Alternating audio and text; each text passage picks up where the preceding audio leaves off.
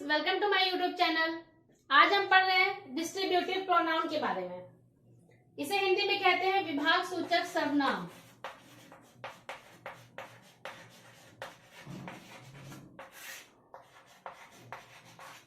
जैसा कि नाम से पता चल रहा है कि विभाग सूचक सर्वनाम डिस्ट्रीब्यूट यानी कि दो या दो से ज्यादा लोगों में डिवाइड करना, बांटना, वो दो से ज्यादा लोगों के में दो या दो से ज्यादा लोगों के बारे में बताना, वो हमारा डिस्ट्रीब्यूटिव प्रोनाउन कहलाता है, यानी विभाग सूचक सर्वनाम कहलाता है। ये होते कितने हैं? ये 5 प्रकार के होते हैं। Each, either, neither, none, each and every. अब इसको यूज कैसे करना है ये हम आपको बताएंगे कि सबसे अच्छा है कि आप एक एक इसका एग्जाम्पल याद कर लेंगे, अच्छे से उसको समझ जाएंगे तो हमेशा याद हो जाएगा कि इनका यूज कैसे करना है। ईच, ईच दो या दो से ज्यादा लोगों के लिए यूज होता है। टू प्लस का मतलब है कि दो से ज्यादा लोगों के बारे में बताना, और कैसा? पॉजिटिव वे में।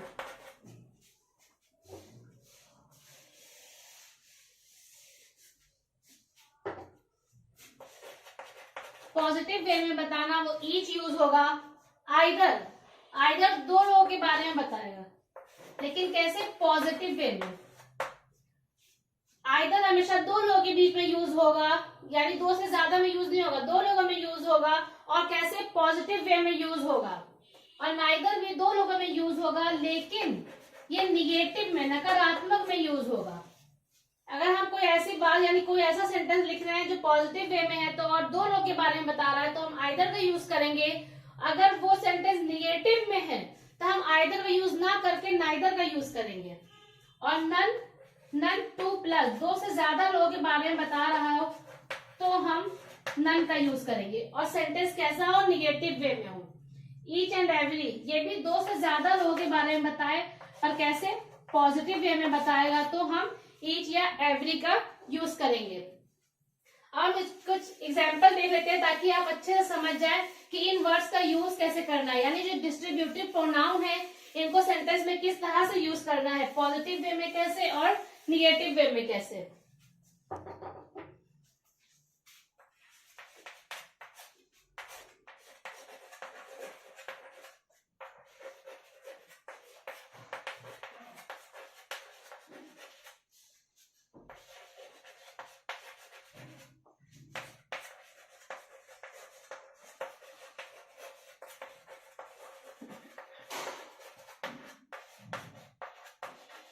There are 5 pens on the table, but none is fine.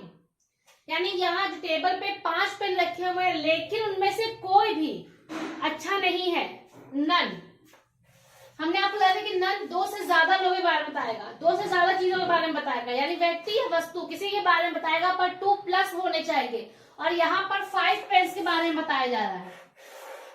अगर 2 के बारे में बताया जाता तो हम नाइदर का यूज करते। अगर फाइन नहीं, गुड के बारे में बताता, यानी अगर पॉजिटिव वे में बताता तो हम आइदर का यूज करते। लेकिन हमने आपको बताया था कि सेंटेंस कैसा होना चाहिए? निगेटिव वे में होना चाहिए, और जो भी पर्सन हो या कोई भी थिंग हो वो 2 प्लस में होना चाहिए। तो यहाँ पर 5 पेन्स के बारे में बताया जा रहा है, इसलिए यहाँ पर नन आएगा कि नन इज फाइन, उनमें से कोई भी पेन अच्छा नहीं है। यानी there are 5 pens on the table, कि यहाँ पे टेबल पे 5 पेन है लेकिन बट नन इज फाइन, लेकिन उनमें से कोई भी अच्छा नहीं है। दूसरा एग्जांपल देख सकते हैं।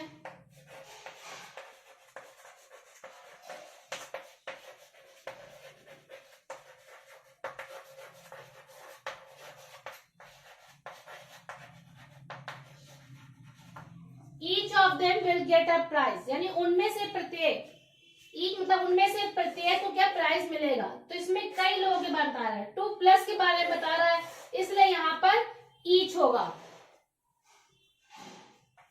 अगर 2 के बारे में बताएगा तो हमने आपको बताया था आइदर यूज होगा, उसका भी एग्जाम्पल देख लेते हैं।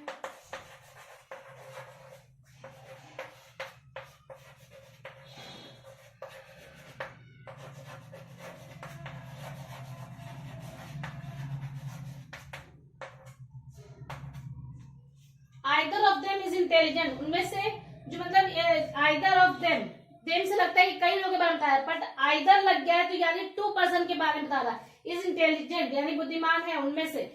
तो उनमें से प्रत्येक बुद्धिमान है, लेकिन आइदर लग गया तो यहाँ पर 2% के बारे में बता रहा है, यानी जो ये देम लिखा हुआ है ये 2% के लिए लिखा हुआ है, और जो ईच लिखा है तो ये हमारे 2+ लोगों के लिए लिखा हुआ है।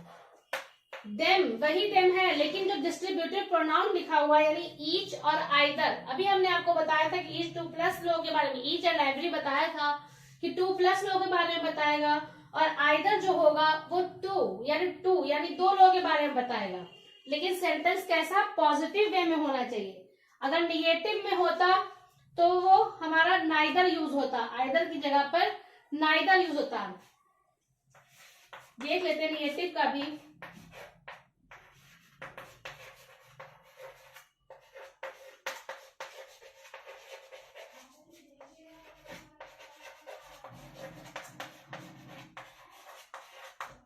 Neither of them wants to go, यानी उनमें से कोई भी नहीं जाना चाहता है। नाइदर यहाँ भी देम 2 के लिए 2% के लिए यूज हुआ है, लेकिन निगेटिव के लिए यूज हुआ है कि कोई भी नहीं, तो इसलिए यहाँ पर नाइदर यूज हुआ है।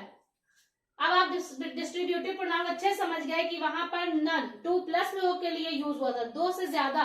तो यहाँ पे जो भी थिंग है, जो भी वस्तु यानी पेन है वो 5 पेन है, अगर 2 होता तो यहाँ पे नन नहीं होता, तब नाइदर यूज करते हैं। लेकिन 5 पेन से बताया गया तो यहाँ पे नन सही होगा, और ईच प्रत्येक के बताया गया है, तो आइदर 2% के बारे में बताया गया है, पर कैसे, पॉजिटिव वे में बताया गया है, और नाइदर भी 2% के बारे में बताया गया है बट निगेटिव वे में।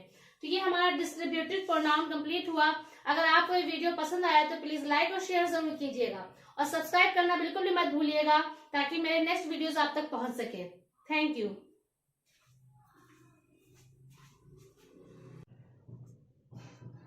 Hello friends, welcome to my YouTube channel. आज हम पढ़ रहे हैं इंडेफिनिट प्रोनाउन के बारे में, इसे हिंदी में कहते हैं अनिश्चयवाचक सर्वनाम।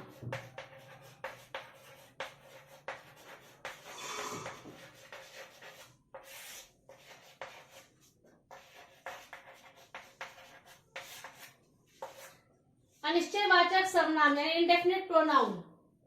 कि इंडेफिनिट प्रोनाउन है क्या, यानी ये जो वर्ड्स लिखे हुए हैं ये ऐसे जो वर्ड्स या ऐसा प्रोनाउन जो किसी भी व्यक्ति या वस्तु की अनिश्चितता यानी इंडेफिनिट के बारे में बताते हैं। यानी जो भी वर्ड्स ऐसे हम लिख रहे हैं जिनसे किसी भी नंबर, कोई भी थिंग कि हमें फिक्स वैल्यू नहीं पता चलती कि कितनी है, यानी फिक्स नंबर नहीं पता चलते, अनिश्चित रहते हैं कि कितनी चीजें, जैसे फ्यू यानी कुछ, लेकिन हमें नहीं पता कि वो संख्या क्या है, 1 है, 2 है, 3 है, क्या है, कुछ के बारे में नहीं पता। सम भी कुछ, ऑल मतलब सब, ऑल में नहीं पता चलता है कि कितने लोगों के बारे में बताया जा रहा है, कितनी वस्तुओं के बारे में बताया जा रहा है, तो वो हमारा इंडेफिनिट प्रोनाउन कहलाता है। यानी ऐसी मात्रा या ऐसी भी कोई भी संख्या जिनसे हमें सही पता ना चले कि कितने बारे में बताया, कितने लोगों के बारे में, कितनी वस्तु के बारे में बताया जा रहा है, तो वो हमारा इंडेफिनिट प्रोनाउन कहलाता है। और जो इंडेफिनिट प्रोनाउन है वो इतने होते हैं।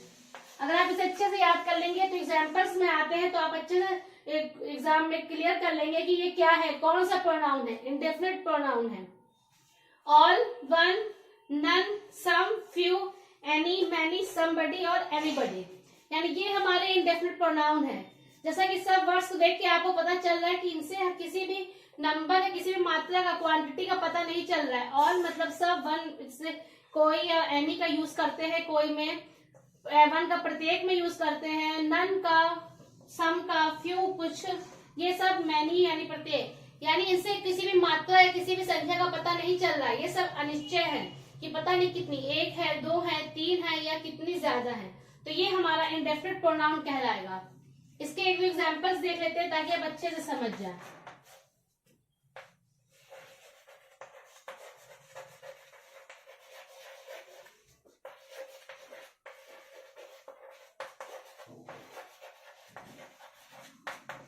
One should do once duty, यानी प्रत्येक को अपना कर्तव्य निभाना चाहिए, अपनी ड्यूटी करनी चाहिए। तो वन प्रत्येक, पता नहीं चलता कि 1 के बारे में कह रहे हैं या 2 के बारे में, इससे संख्या का पता नहीं चलता है, इसलिए ये इंडेफिनिट प्रोनाउन कहलाएंगे कि फिक्स नहीं पता है कितने के बारे में बताया जा रहा है, कितने लोगों के बारे में बताया जा रहा है, इसलिए ये हमारा इंडेफिनिट प्रोनाउन होगा।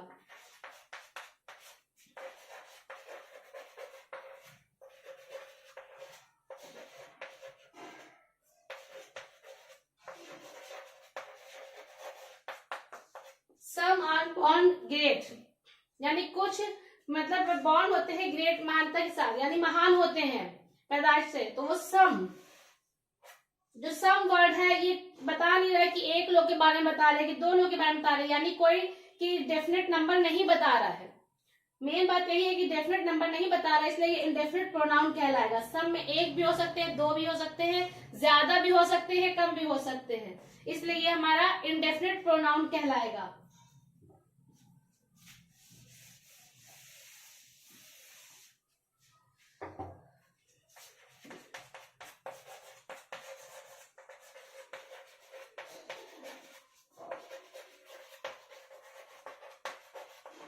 ऑल बुक्स आर माइन, सभी पुस्तकें मेरी हैं, यानी किताब जो कह रहे हैं ऑल, सभी किताब, यानी कि एक के बारे में नहीं बता रहे, इससे हमें नंबर नहीं पता चल रहा है कितनी किताब के बारे में बता रहे हैं।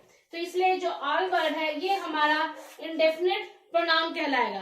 अब आप अच्छे से समझिए कि ये वर्ड्स जो लिखे हैं all, one, none, some, few, any, many, somebody, anybody, ये वर्ड्स जो है ये हमारे इंडेफिनिट प्रोनाउन कहलाते हैं।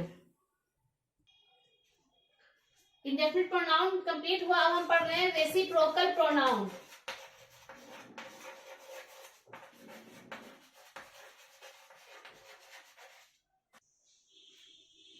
रेसिप्रोकल प्रोनाउन, अब हम पढ़ रहे हैं रेसिप्रोकल प्रोनाउन। ये है क्या? इसे कहते हैं संबंधवाचक सर्वनाम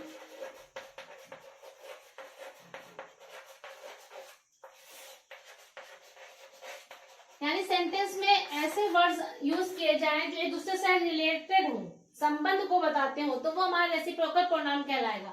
और ये दो होते हैं, ईच अदर और one another.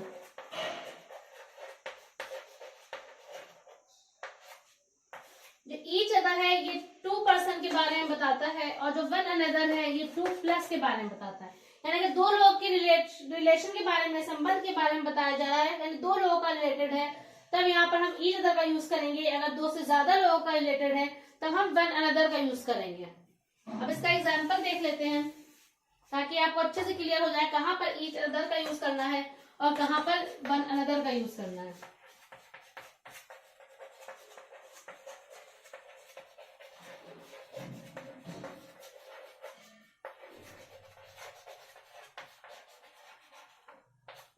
We are made for each other, हम एक दूसरे के लिए बने, यानी दो लोगों के बारे में बताया जा रहा है। वी समय पर चल रहा है कि दो लोगों के बारे में बताया, टू पर्सन के बारे में बताया जा रहा है, इसलिए यहां पर ईच अदर का यूज होगा। एक और एग्जांपल देख लेते हैं।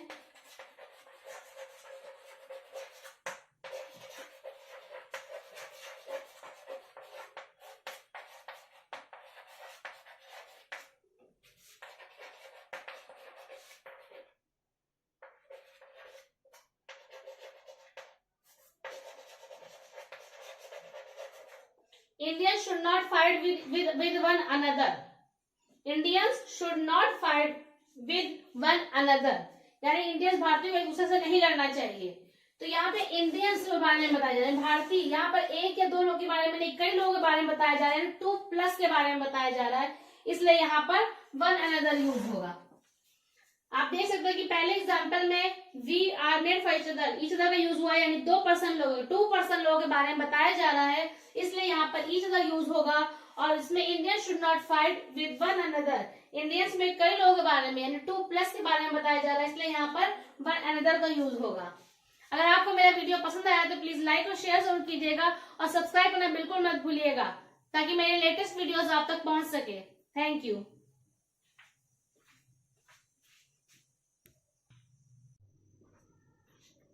हेलो फ्रेंड्स, आज हम पढ़ रहे हैं इंटरोगेटिव प्रोनाउन के बारे में। इसे हिंदी में कहते हैं प्रश्नवाचक सर्वनाम।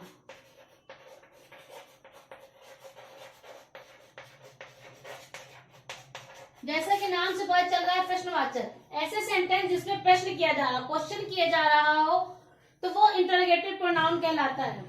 और इन वर्ड्स का यूज किया जाता है, यानी जो क्वेश्चन कर रहे हैं उसके लिए इन वर्ड्स का यूज किया जाता है। Who, which, what, whose, whom, who, which, what, whose, whom, ये हमारे इंटरोगेटिव प्रोनाउंस कहलाते हैं।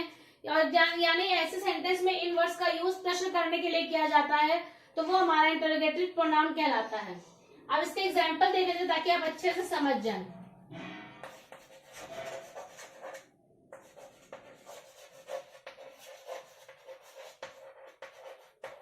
और लास्ट में क्वेश्चन मार्क, क्योंकि इंटरोगेटिव है। हु हेल्प्ड यू, तुम्हारी सहायता किसने की?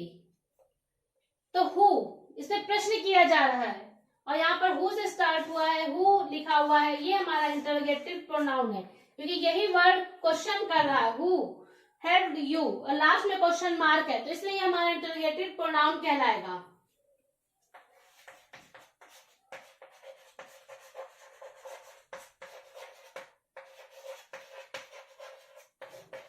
What is your problem,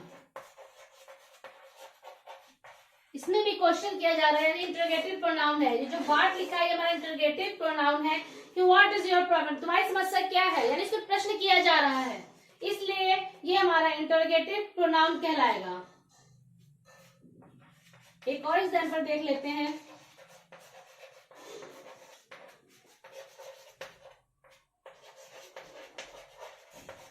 which is your pen, तुम्हारा पेन कौन सा है। ये जो विच यूज हुआ है ये भी हमारा इंटरोगेटिव प्रोनाउन कहलाएगा। तो इंटरोगेटिव प्रोनाउन में याद रखिए कि ये 5 वर्ड्स होते हैं, हु, विच, व्हाट, हुज, हुम, ये हमारा इंटरोगेटिव प्रोनाउन होता है। इंटरोगेटिव प्रोनाउन के बाद हम पढ़ेंगे जो हमारा लास्ट बचा हुआ है, रिलेटिव प्रोनाउन। ये दोनों हमने साथ में इसलिए बताए हैं ताकि आप अच्छे समझ जाए कि यही वर्ड्स रिलेटिव प्रोनाउन में भी यूज होंगे, पर इनका मीनिंग चेंज हो जाएगा। इंटरोगेटिव में हम क्वेश्चन कर रहे थे, यानी प्रश्न पूछ रहे थे, तो इन वर्ड्स का यूज इंटरोगेटिव में यूज हो रहा था, यानी प्रश्न पूछने के लिए यूज हो रहा था। लेकिन रिलेटिव प्रोनाउन में ये वर्ड्स रिलेशन को बताएंगे, इन वर्ड्स की मीनिंग चेंज हो जाएगी। इसीलिए हमने दोनों को एक साथ में बताया ताकि आप दोनों जो इंटरोगेटिव प्रोनाउन और रिलेटिव प्रोनाउन का कंफ्यूजन क्लियर हो जाए, एक ही वीडियो में दोनों को अच्छे से समझ जाए कि कहाँ पर ये इंटरोगेटिव में यूज हो रहा है और किस तरह से ये रिलेटिव में यूज हो रहा है। रिलेटिव प्रोनाउन यानी संबंधवाचक सर्वनाम।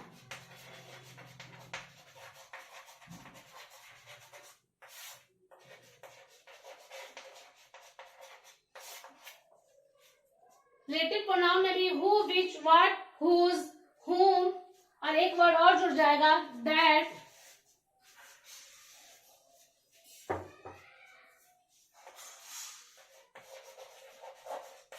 ये सब हमारे रिलेटिव प्रोनाउन कहलाते हैं। तो रिलेटिव प्रोनाउन में हु, विच, व्हाट, हुज, हुम और 2 वर्ड्स और ऐड हो जाएंगे, दैट और ऑफ विच। हु का यूज करेंगे जो के लिए, यानी जो रिलेशन बताएगा, जो एक दूसरे रिलेटेड होगा, वो जो वहां पर हु लिखा होगा वो जो की मीनिंग्स देगा, और ये ह्यूमन बींग्स में लगेगा, नॉन लिविंग में नहीं, कि लिविंग में होगा तो वहां पर हु लगेगा, अगर नॉन लिविंग में होगा तो वहां पर विच लगेगा। यानी निर्जीव के लिए, सजीव के लिए हु का यूज होगा, निर्जीव के लिए विच का यूज होगा, व्हाट तो क्या है और जो जिसे भी यूज होगा, और हुज भी लिविंग थिंग में यूज होगा, यानी सजीव में यूज होगा, और हुम हमेशा ऑब्जेक्टिव केस में यूज होगा, और इसकी हिंदी मीनिंग होगी जिसे या जिसको, यानी सेंटेंस में बताया जा रहा होगा जिसे या जिसको, जिसके बारे में बताया जा रहा होगा, तो ये ऑब्जेक्टिव केस में होगा, तब वहां पर हुम का यूज होगा। दैट में भी जो का यूज होगा, यानी जो ऐसे सेंटेंस, 2 सेंटेंस जोड़ के बताए जा रहे होंगे, जो एग्जाम्पल अभी हम आपको देंगे ताकि आप अच्छे से समझ जाएं, तो वहां पर दैट का यूज जो के तौर पे किया जाएगा। ऑफ विच हमने आपको बताते कि ये 2 वर्ड इसमें बढ़ गए। ऑफ विच का यूज हिंदी में जिसकी, और ये क्या नॉन लिविंग में यूज होगा।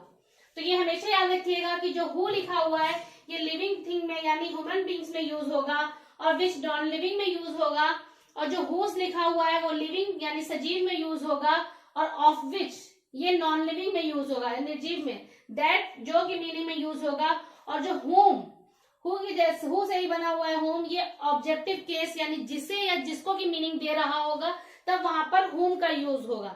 अब हम आपको इससे कुछ एग्जांपल्स बता देते हैं ताकि आप अच्छे से समझ जाएं।